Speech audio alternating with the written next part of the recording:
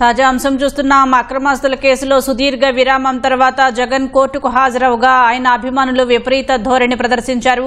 Court సమీపంలో కూడా రప్పా రప్పా అంటూ బ్యానర్లు ప్రదర్శించారు. మరింత సమాచారం మా ప్రతినిధి నాగేశ్వరాచారిని అడిగి తెలుసుకుందాం. నాగేశ్వరాచారి, కోర్టు హాల్లో జగన్ ఎంతసేపు ఉన్నారు? కోర్టు బయట జగన్ అభిమానుల ప్రవర్తన ఏంటి? సుమారు 6 సంవత్సరాల తర్వాత జగన్ సిబిఐ కోర్టుకు హాజరయ్యారు. దాదాపు అరగంట పాటుగా కోర్టులో ఉన్నారు. కోర్టు హాల్లో జడ్జి జగన్మోహన్ రెడ్డిని పిలిచిన తర్వాత హాజరు నమోదు చేసిన తర్వాత ఆయన వెళ్లిపోయారు. అయితే మొత్తం 11 కేసుల్లో A1 గా ఉన్న జగన్ ఇందులో హాజరయ్యారు.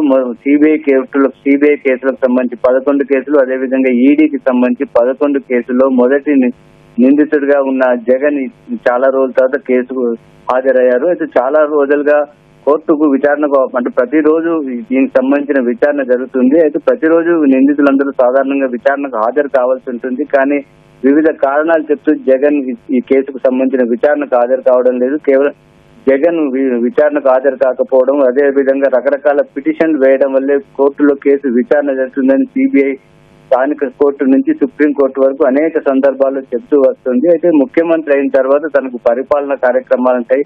అదేవిధంగా ప్రత్యేకంగా విజయవాడ నుంచి హైదరాబాద్కు వస్తే చాలా ప్రజాధనం వృధా అవుతుందని కారణం చెప్తూ వ్యక్తిగత హాజరు నుంచి మినహాయింపు పొంది ఆయన తరఫున న్యాయవాది హాజరయ్యే విధంగా కోర్టు అనుమతి తీసుకున్నారు. అయితే ఇటీవల విదేశాలకు వెళ్లడానికి అనుమతి కోరినప్పుడు విదేశాలకు ఒకవేళ వెళ్ళినట్లయితే ఖచ్చితంగా వచ్చిన తర్వాత కోర్టుకు హాజరు కావాలని సిబిఐ కోర్టు స్పష్టంగా షరతు విధించింది. అయితే అయినప్పటికీ విదేశాలకు వెళ్లి వచ్చిన తర్వాత మళ్ళీ వెంటనే ఆ హాజరు నుంచి మినహాయింపు పొందడానికి కూడా జగన్ ప్రయత్నించారు. పిటిషన్ వేశారు. తనకు వ్యక్తిగత హాజరు నుంచి మినహాయింపు ఇవ్వాలి, తన బదులు న్యాయవాది హాజరు కావడానికి అనుమతించాలి, లేదా ఆన్లైన్ లో హాజరు కావడానికి అనుమతించాలని పేర్కొన్నారు. అయితే సిబిఐ దీన్ని వ్యతిరేకించడంతో తప్పనిసరి పరిస్థితిలో ఈ రోజు విచారణకు హాజరయ్యారు. ప్రత్యేక విమానంలో ప్రత్యేకంగా ఇక్కడికి హైదరాబాద్ కు వచ్చారు. అయితే ఆ సందర్భంగా వైసీపీ శ్రేణుల అత్యుత్సాహం మాత్రం తీవ్రంగా కనిపిస్తుంది.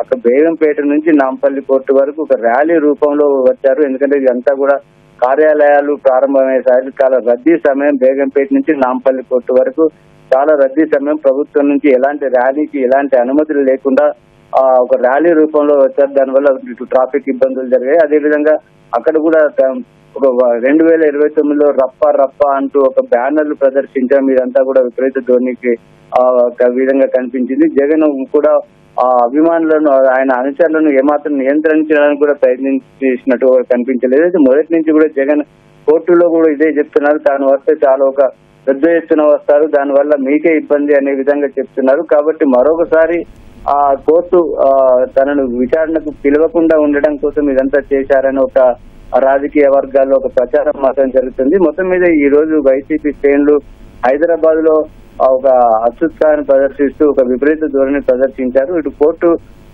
మరోసారి యాక్చువల్ గా ఈ రోజు 12 కేసుల్లో మొదటి నిందితుడిగా ఉన్న జగన్మోహన్ రెడ్డి సుమారుగా 12 సంవత్సరాలుగా బెయిల్ పై ఉన్నారు. దానికి సంబంధించిన విచారణ ఇంకా డిశ్చార్జ్ పిటిషన్ల దశలోనే ఉంది.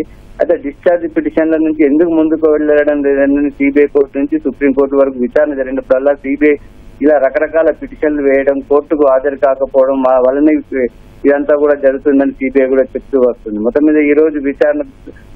మీద జగన్మోహన్ రెడ్డి ఈ రోజు కోర్టుకు విచారణకు హాజరయ్యారు. కోర్టు హాజరు నమోదు చేసింది. విదేశాలకు ఎప్పుడు వెళ్లారు, ఎక్కడికి వెళ్లారు, ఎందుకు వెళ్లారన్న విషయాన్ని కోర్టుకు వివరించిన తర్వాత ఆయన హాజరు నమోదు చేసి పంపించింది కోర్టు.